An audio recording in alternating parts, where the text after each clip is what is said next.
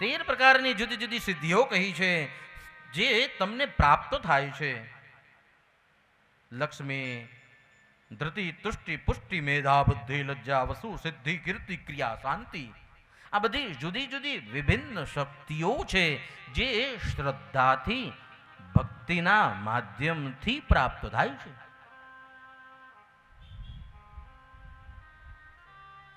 આ ઋષિએ તપ કર્યું અને તપની સિદ્ધિઓનું કારણ એવું બન્યું એ જે કે એમ થાય. આજે ભગવતીનું પ્રાગટ્ય છે, વરસાદ પડવો જોઈએ, ઉનાળામાં પણ વરસાદ પડે, એ આ સિદ્ધિ.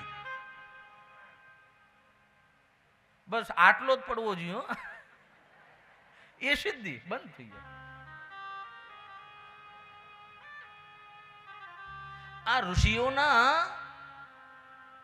શ્રદ્ધાના કારણે આ સિદ્ધિઓ ટકી રહી છે. એમ આ ઋષિ જે છે એમની પાસે એક એક કરીને 13 સિદ્ધિઓ આવી. પણ ઋષિએ જેમ જેમ આ સિદ્ધિઓ પ્રાપ્ત થઈ એમ 14મો અહંકાર આવ્યો છે. અને તે વખતે આ ઋષિની સિદ્ધિઓ એક એક કરી અને અહંકારના કારણે કરીને એક શાંતિ ગઈ, ક્રિયા ગઈ, કીર્તિ ગઈ, સિદ્ધિ ગઈ, વસુ ગઈ, લજ્જા, બુદ્ધિ, મેધા, પુષ્ટિ, તુષ્ટિ, ધૃતિ, લક્ષ્મી અને અંતિમ એક શક્તિ બચી હતી જેનું નામ શ્રદ્ધા હતું. એક એક કરીને આ ઋષિઓની પાસેથી આ ઋષિની પાસેથી એક એક સિદ્ધિ જવા લાગી. પણ જ્યારે શ્રદ્ધા જવા લાગી ને ત્યારે આ ઋષિએ આ શ્રદ્ધાના ચરણ પકડી લીધા છે.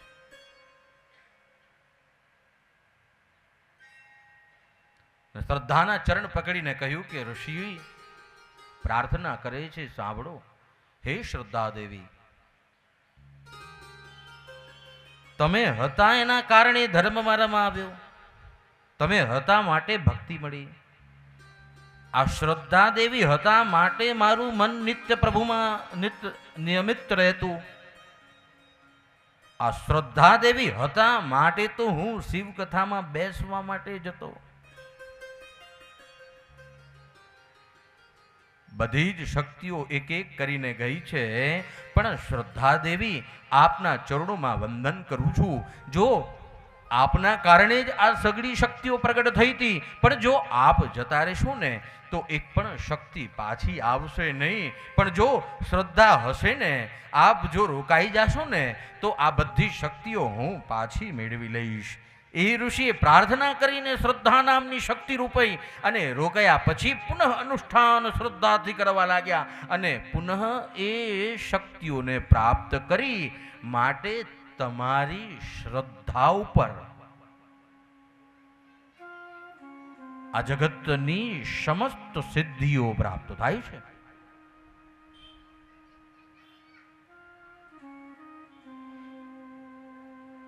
અને એવા આ સમસ્ત બ્રહ્માંડના જે દેવો છે, જે સમસ્ત બ્રહ્માંડના દેવ કહેવાય, આ જગતના પતિ કહેવાય, એ મહાદેવની ઉપર જે શ્રદ્ધા રાખીને કાર્ય કરે છે એને આ ભગવાન મહાદેવ એટલી કૃપા કરે. આ 13 શક્તિઓ, અરે આ તો બધી તુચ્છ છે મહાદેવના દરબારમાં. સઘળી શક્તિઓ પ્રાપ્ત શ્રદ્ધા રાખીને મહાદેવની લિંગ પૂજા કરો.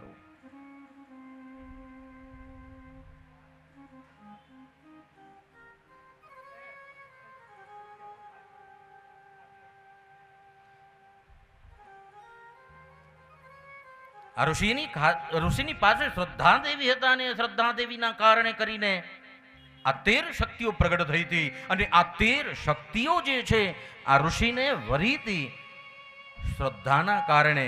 પણ જો આ એક શ્રદ્ધા જતી રહે તો બધી જ શક્તિઓ પાછી નહીં આવે. આ ઋષિએ શ્રદ્ધાને પ્રાર્થના કરી અને વંદના કરી. કહ્યું, શ્રદ્ધા દેવી આપ રોકાઈ જાઓ. જો આપ રોકાઈ જશો ને તો બધી જ સઘળી શક્તિઓ પાછી આવશે, મને વિશ્વાસ છે. માટે આપ અગર શિવની પૂજા કરો, આ બ્રહ્માજી નારાયણે સ્વયં વિશ્વકર્માને બોલાવીને શ્રદ્ધાપૂર્વક સમસ્ત બ્રહ્માંડના દેવો, એક દેવને નહીં પણ બ્રહ્માંડમાં 33 કોટી દેવ છે, આ દરેક દેવોને લિંગનો અદ્ભુત મહિમા સમજાવ્યો અને લિંગ આપવામાં આવ્યું. કહ્યું આપ સકલ સિદ્ધિઓને જો પ્રાપ્ત કરવા માંગતા હો ને તો લિંગની પૂજા કરો.